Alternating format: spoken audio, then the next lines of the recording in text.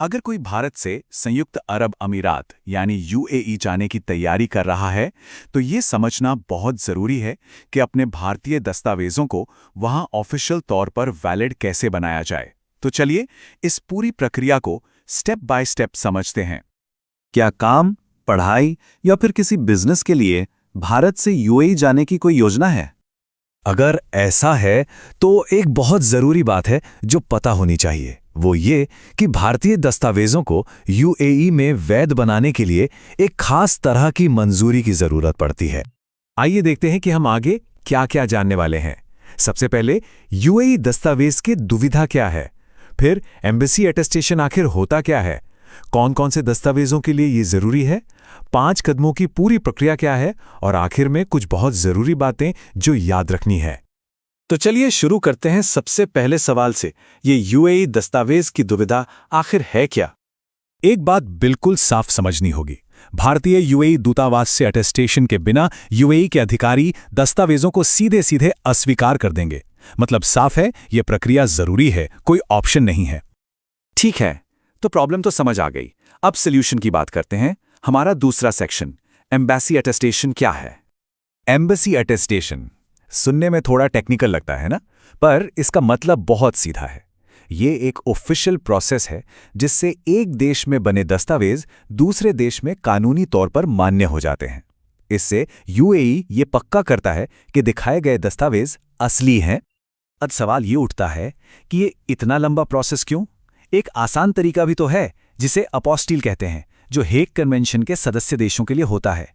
भारत तो इसका सदस्य है, लेकिन यूएई नहीं है, और बस इसीलिए वहां एम्बेसी अटेस्टेशन की थोड़ी लंबी प्रक्रिया अपनानी पड़ती है। चलिए अब ये देखते हैं कि आखिर किन किन दस्तावेजों को इस प्रोसेस से गुजरना पड़ता है।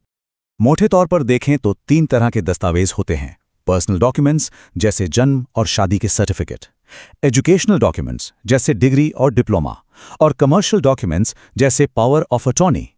तो ये देखना जरूरी है कि किसी के दस्तावेज इनमें से किस कैटेगरी में आते हैं। और अब आते हैं इस पूरे सफर के सबसे जरूरी हिस्से पर, वो 5 कदम जो उठाने पड़ेंगे। स्क्रीन पर जो ये रोड मैप दिख रहा है ना, ये समझिए आपके डॉक्यूमेंट की पूरी जर्नी है। चलिए इसके हर चेक पॉइंट को करीब से देखते हैं। तो इसके 5 पड़ाव हैं। पहला नोटरी अटेस्टेशन, ये लोकल लेवल पर पहली वेरिफिकेशन है। दूसरा एसडीएम अटेस्टेशन यानी सब डिविजनल मजिस्ट्रेट से। तीसरा कदम है एमईए अटेस्टेशन यानी हमारे विदेश मंत्रालय से।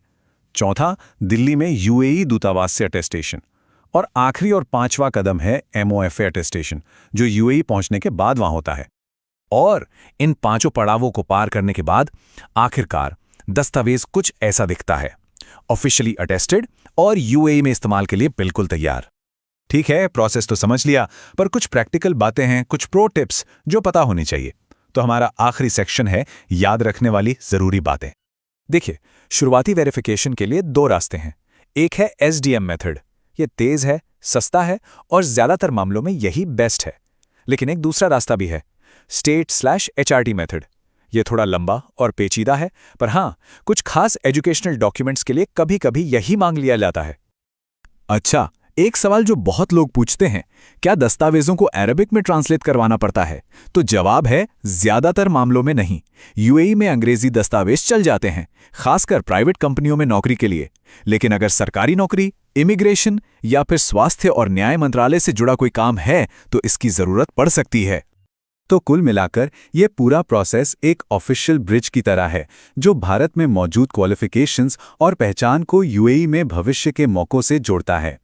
तो हाँ, ये सफ़र थोड़ा लंबा और शायद थोड़ा मुश्किल लग सकता है, पर ये वो ज़रूरी कदम है जो यूएई में एक नई शुरुआत के दरवाजे खोलता है।